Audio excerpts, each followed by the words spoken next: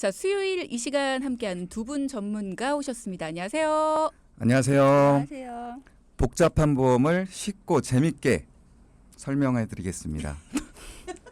여러분의 채널을 고정시켜드릴 고정 한규상입니다. 어서 오세요. 안녕하세요. 동키 여러분들의 고민을 쉽게 아주 쉽게 풀어드릴 쉬운 전문가 박소영입니다. 네, 반갑습니다. 네. 어서 오십시오. 자, 그럼 오늘은 어떤 내용 살펴볼까요? 제가 얼마 전에 자료를 찾다가 알게 된 게 있는데요. 네. 인간은 참 신비로운 존재는 맞더라고요. 왜냐하면 그 인간의 신체가 약 60조 개? 단위도 어마어마하죠. 예, 60조 개의 세포로 구성이 되어 있대요. 그래서 살면서 많게는 52번의 세포가 저절로 사멸 주기를 통해서 그렇게 변화한다 하더라고요. 근데 놀랍잖아요. 저희는 그렇죠. 이런 걸 전혀 느끼지 못하지만 신체에서는 이런 활동이 굉장히 활발하다는 얘기잖아요. 이런 이론을 기반으로 한다면 인간은 약 125살까지 수명이 연장이 된다고 합니다. 그래서 앞으로는 150살까지 늘어날 수 있다고 해요. 이런 이야기 들으면 주디님 어떤 생각 드세요? 그러면 적어도 100살까지는 일하게 해줘야죠. 그렇죠. 아니, 150살까지 산다. 그럼 100살까지 일하게 해줘야 50년을 그래도 일 안 하고 먹고 살죠. 그렇죠. 그렇죠. 그렇지 맞죠. 않아요? 그거는 이제 OBS 사장님한테. 아니에요. 저는 저희 PD랑만 얘기하면 됩니다. 아, 우리 PD가 먼저 그만두겠네요. 네네. 아, 진짜 네. 노후에 대해서, 노후의 뭐 재무적인 것도 그렇고 노후의 건강에 대해서도 좀 우리가 심각하게 생각을 해봐야겠다는 생각이 들어요. 맞습니다. 수명이 길어진 만큼 우리가 건강 관리는 더욱더 중요해졌고요. 그렇다 보니까 그 웰빙이라는 단어는 이미 우리 생활에 정말 깊숙이 안착한 지 너무 오래됐어요. 그렇지만 그래도 나이가 들면서 경미한 감기에서부터 간병이 필요한 상태들의 질병에 노출되는 것을 피할 수는 없을 거예요. 그렇죠? 그렇죠. 네. 나이가 들면서 왠지 아픈 것도 더 많아지고 어쩔 수 없는 맞아요. 거죠. 네. 그래서 오늘은 이슈가 가장 많고 또 상담할 때 또 가장 많이 물어보는 암 치료비에 대해서 이제 이야기를 나눠볼 건데요. 해마다 이 많은 암 치료 신약들이 개발되고 있어요. 또 새로운 치료법이 나오게 되고 있고요. 그러면서 현재 부동의 사망 원인 1위가 암이거든요. 그런데 생존율은 계속 높아지고 있습니다. 그만큼 암 치료 기간이 길어졌고 더 이상 뭐 무조건 사망하는 질병이 아니라 사실은 돈이 많으면 치료해서 나을 수 있는 경제 질병이 된 거예요. 제가 한번 자료를 찾아봤는데요. 네. 모 보험사에서 2008년도부터 2022년까지 암 보험금을 수령한 고객들을 대상으로 해서 5년 이내 사망률을 분석해 봤대요.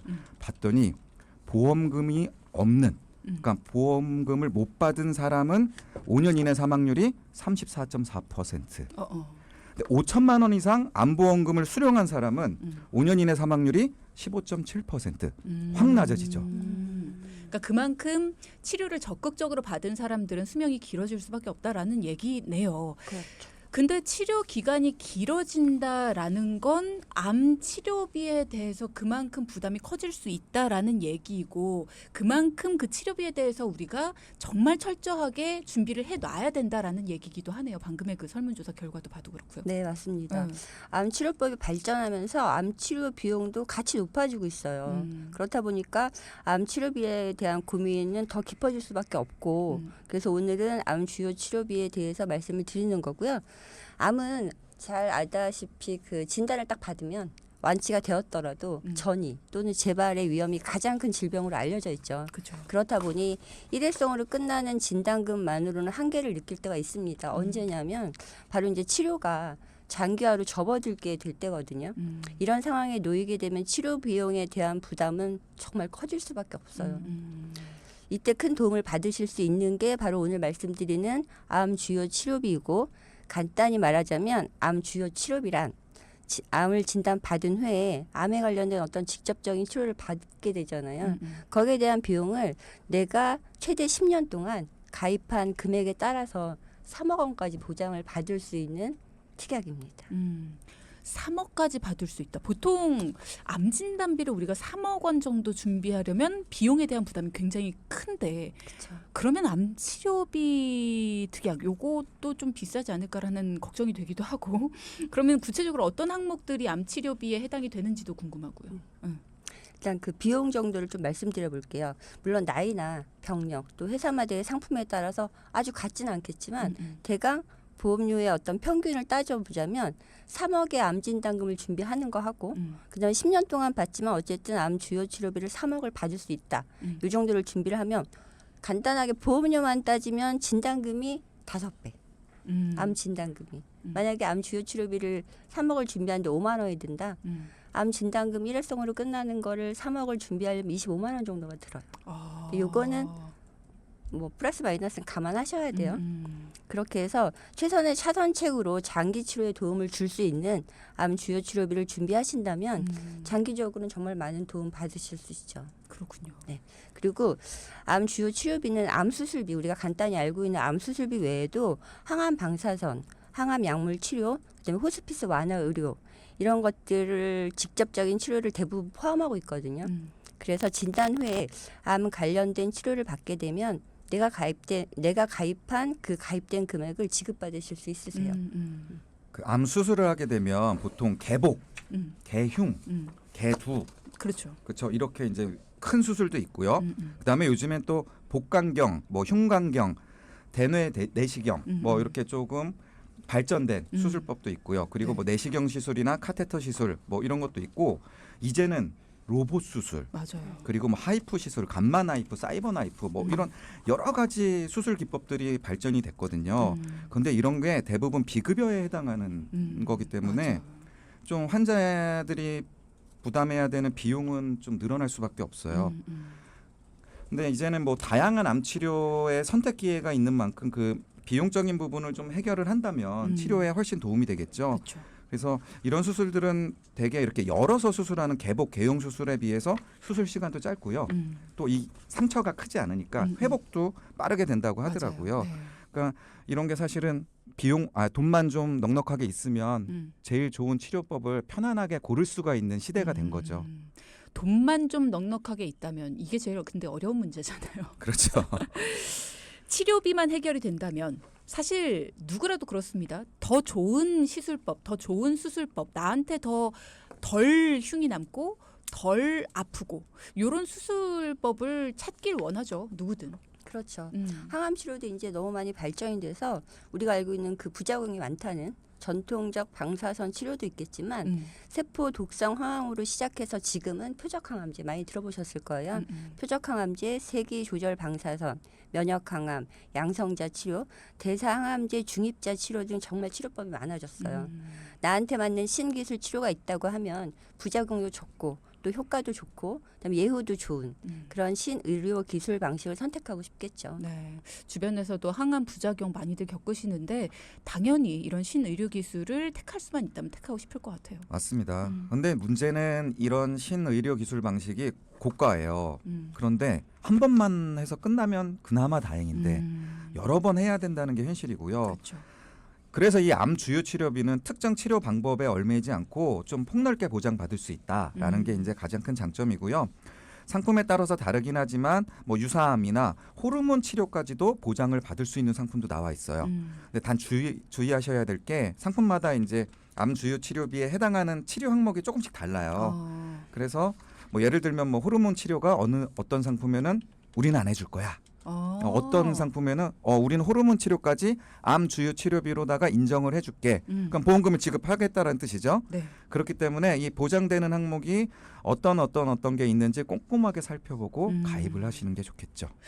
상품마다 다르다라는 거는 가격은 비슷한데, 그러니까 내가 지불하는 보험료는 비슷한데 상품마다 보장해 주는 게 다르다라는 거잖아요. 보장의 폭이. 그렇죠. 네, 그러니까 이런 부분들은 잘 아셔야 되겠다라는 거예요. 너도 3만 원, 나도 3만 원 똑같이 냈으니까 비슷한 보장 받겠지. 이렇게 오해하실 게 아니라 꼼꼼하게 살펴보고 가입을 하셔야 같은 보장 혹은 내가 더 좋은 보장 받을 수 있다라는 거. 자, 일단은 회사마다 보장 범위가 조금씩 다르니까 내가 잘 모르겠다라고 한다면 더 잘 아는 사람들에게 도움을 받는 게 필요하겠네요. 맞습니다. 암을 진단받은 후에는 어떤 치료를 진행하게 될지는 의사만 알아요. 암의 병기나 암의 종류 등에 따라서 의사의 판단으로 내 어떤 치료법이 결정되는 만큼 암 진단을 받았다고 해서 무조건 수술을 먼저 하거나 하진 않거든요. 또 어떤 치료로 암을 치료할지는 개인마다 너무 다양하기 때문에 네. 이런 이유로 기존의 기본 수술비나 항암 치료비 또 고액 항암 치료 등 이런 부분적인 암 치료 특약만 갖고 있다면 이번 기회에 암 주요 치료비를 꼭 준비하시기 바랍니다. 자, 이제 이번엔 두 분께 도움 필요하다고 찾아오신 분이 계셔서요. 이분의 이야기를 들어보겠습니다. 어떤 고민으로 찾아오셨을까요?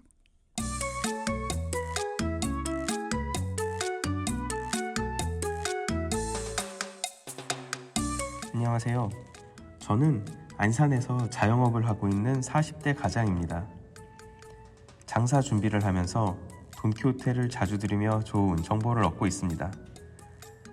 요즘 매출이 많이 떨어져서 보험료가 부담되던 찰나에 얼마 전 10년 동안 치료 이력이 없으면 보험료가 굉장히 저렴한 보험이 있다는 이야기를 들었습니다. 저희 가족은 감기 이외에 10년 동안 거의 병원을 가지 않았습니다. 입원이나 수술한 적은 당연히 없고요. 그래서 이참에 보험료를 줄일 수 있는 방법이 있을까 도움 요청드립니다. 자, 오늘 사연은 40대 자영업자 분의 사연입니다. 매출이 많이 떨어졌어요. 요즘에 이런 고민들 많이 하시죠. 그러다 보니 매달 내던 고정 지출, 보험료가 부담이 되는 상황이 됐습니다. 그죠? 맞습니다. 현재 3인 가족이고요. 10건의 보험에 가입하고 있는데 매월 60만 원을 납입하고 있었어요. 꽤 많죠. 네.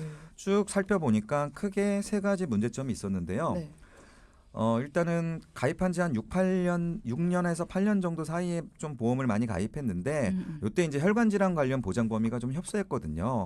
그 부분이 좀 문제가 있었고 그 시기에? 예, 그리고 또 자녀는 만기가 20세예요. 또 부부는 80세 보장이 대부분이었어요. 그러니까 지금 생각하면 좀 짧죠. 그렇죠. 예. 그리고 또 장사를 하다 보니까 이제 여러 사람을 만나게 되잖아요. 뭐 그 중에는 이제 보험 설계를 하시는 분들도 꽤 있었대요. 그래서 이제 뭐 2만 원짜리, 3만 원짜리 이렇게 좀 해달라고 하는데 또 안 하기도 그렇잖아요. 뭐 비싼 것도 아니고. 그래서 가입하다 보니까 이게 개수도 많아졌고 이제 금액도 이제 커진 거죠. 근데 뭐 가입한 보험 중에는 제가 살펴보니까 굳이 가입을 안 해도 되는 보험도 있고요. 그러다 보니까 이제 보험료는 많이 내고 있는데 정작 필요한 보장은 좀 부족한 상황이었어요. 그러니까 그렇다고 뭐 보장 범위가 협소하고 보장 기간이 짧고 좀 핵심 보장이 부족한 문제점을 해결하려면 그 부분을 또 추가로 가입해야 되는데 그렇죠. 지금도 보험료가 부담되는데 추가로 할 수가 없는 상황이잖아요. 그래서 이러지도 못하고 저러지도 못하고 그런 상황이었죠. 그렇죠. 네. 자녀분 보험부터 보면요. 네. 자녀분이 현재 17세예요. 아직 미성년자인데 만기가 20세에 끝납니다. 음. 이 보험으로 매월 7만 원을 납부하고 있었고요. 네. 그다음에 사연 주신 분은 2004년에 가입한 종신보험, 그다음에 실손 특약이 포함되어 있는 건강보험, 그리고 작년 지인에게 가입했다는 갱신형으로 된 건강보험, 그리고 상해보험 3건 이렇게 약 35만 원을 납부하고 계셨어요. 근데 아내분은 최근 갱신 시에 그 많이 인상된 2세대 실손이 포함된 그런 건강보험, 상해보험, 갱신형 건강보험 이렇게 해서 약 18만 원 정도의 보험료를 납입하고 있었는데 아쉬운 점은 좀 전에도 말했지만 보장 기간이 모두 짧게 설정됐다는 거 하고 그 당시에는 보장 범위가 뇌나 심장 혈관에 대한 건 너무 협소하다는 점이었어요. 지금으로부터 6년에서 8년 전.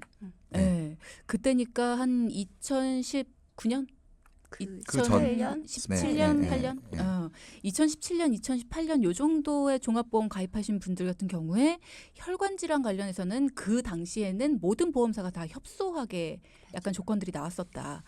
그러면 그때 내가 만약에 혈관 질환과 관련해서 가입을 했다면 지금 다시 한번 좀 살펴볼 필요가 있겠네요. 맞습니다. 정확히 말씀드리면 한 2007, 8년 전부터 2007년, 8년 이때부터 2018년 요 사이에 가입하신 분들이 다 그래요. 한 10년 동안 내내. 네. 그러니까 정확히 말씀드리면 이분도 뭐 몇 가지 잘못 가입한 보험은 있지만 그걸 떠나서 이분은 보험을 아주 잘못 가입했다라기보다는 보장 점검을 안 해서 이런 결과가 나온 그렇지. 거죠. 예. 그러니까 이 가족이 처음 보험 가입한 시기에는 지금처럼 이렇게 보장 범위가 넓거나 보장 기간이 넓은 보험이 많이 없었고 또 그때는 뭐 80세면 뭐 많이 산 거지 요런 이제 분위기가 있다 그렇지. 보니까 지금 만기가 150세. 그렇죠. 만기가 짧은 보험이 대부분이었고요. 그러니까 이게 보험도 사실은 중간중간 점검을 하면서 이렇게 보장 범위나 보장 기간에 대한 이제 개선이 이제 필요한데 이제 그러질 못했던 거죠. 사실 저도 처음 가입한 보험이 뇌졸중 급성심근경색으로 되어 있었어요. 그땐 그거밖에 없었으니까. 그렇죠. 그래서 네. 점검을 통해서 변화를 줘야 됩니다. 네. 그런데 이제 다행인 거는 이 가족들이 아픈 데가 거의 없어갖고 다행이다. 병원을 거의 안 가니까 이게 막 필요하다고 막 개선해야 된다 이런 필요성을 많이 못 느꼈던 거죠. 그렇죠. 네. 이게 그렇기 때문에 점검이 필요한 겁니다. 시대별로 없었던 게 있어요. 보장 범위가 좁은 것밖에 없었던 그런 시대가 있습니다. 그때 내가 가입을 했다면 제일 좋은 거라고 믿고 가입을 했지만 지금은 좋은 게 아닌 그런 것들이 있단 말이죠. 옛날 보험이 무조건 좋아라는 거는 아니다. 라는 것도 꼭 알아두셔야 될 것 같고요. 보험도 계속해서 진화를 하는 것 같습니다. 그래서 점검이 필요하고요. 네, 사실 보험이라는 게 내가 가입을 했다고 아플 순 없죠. 건강해서 보험금을 안 받는 게 가장 좋긴 하죠. 근데 이런 상황이 되면 사람은 한편으로 왠지 내가 있는 보험료가 아까운 거예요. 그런 생각이 들 수도 있죠. 그렇죠. 그렇죠. 사람이기 때문에. 본전 생각이 나죠. 근데 반면에 보험의 혜택을 쭉 뭐 크게든 작게든 보신 분들은 그 가족은 물론 그 주위 분들한테도 보험을 많이 가입하라고 권장을 하기도 하세요. 도움을 받아봤으니까. 그럼요. 네. 절실하게 받아봤기 때문에 사연자분은 최근 지인이 뇌졸중으로 진단을 받으셨는데 후유장애까지 가셨는데도 불구하고 실손 보장 외에는 진단금을 하나도 못 받았다는 이야기를 듣고 이제까지 미뤄뒀던 리모델링을 결심하셨대요. 때마침 저희 방송을 통해서 10년 건강체 할인 적용이라는 그런 보험이 있다. 이런 소식을 듣고 바로 상담 요청을 하셨습니다. 그런 것 같아요. 보험을 필요성을 잘 못 느끼고 있던 분이었는데 주변의 어떤 상황을 듣고 나서 필요하구나라는 걸 느끼신 것까지는 오케이. 근데 그 뒤에 내 거 괜찮은 거지? 필요할 때 도움 주는 거지? 라는 궁금증이 생겼을 때 괜찮겠지 하고 넘어가는 분들도 많거든요. 근데 그러지 않고 괜찮은 건지 한번 봐주세요. 이게 너무나 잘 된 거네요, 이분은. 맞습니다. 네. 어떻게 개선이 됐나요? 사실 그 필요성을 느껴도 그럼 내가 여기서 어떻게 해야 되는지를 사실 알기가 쉽지가 않죠. 그럼요. 그러니까 이분만 해도 지금 벌써 10건의 보험이에요. 그러니까 이거를 어떻게 조정을 하고 뭘 빼고 뭘 집어넣고 이렇게 하는 게 사실 일반 여기 우리 업을 하는 사람이 아닌 입장에서는 사실은 쉽지가 않은 게 사실인데요. 네. 근데 가만히 이제 전문가의 이제 도움을 받으면 의외로 간단한 데서 해법이 있습니다. 어떤가요? 그러니까 일단은 결과부터 말씀드리면 남편분은요 종신보험이 하나 있었거든요. 거기 사망보험금만 좀 줄이면 돼요. 없애는 게 아니라 네, 줄인다. 줄이면 돼요. 그리고 중복으로 가입한 그 단골 손님한테 가입한 상해보험만 좀 조정을 하면은요. 지금 이 문제였던 부분을 다 해결할 수가 있어요. 그러니까 하나씩 한번 풀어볼게요. 네. 2004년에 가입한 남편분의 종신보험이 있었어요. 여기에는 특약으로다가 암진단비 그리고 지금은 가입하고 싶어도 못하는 1, 3종 수술비가 들어가 있었거든요. 이 부분은 최대한 살려야 돼요. 이런 건 좋은 함부로 없애면 거니까. 안 되죠. 그렇죠. 좋은 거니까. 네. 그런데 사망 보장이 1억 원이었거든요.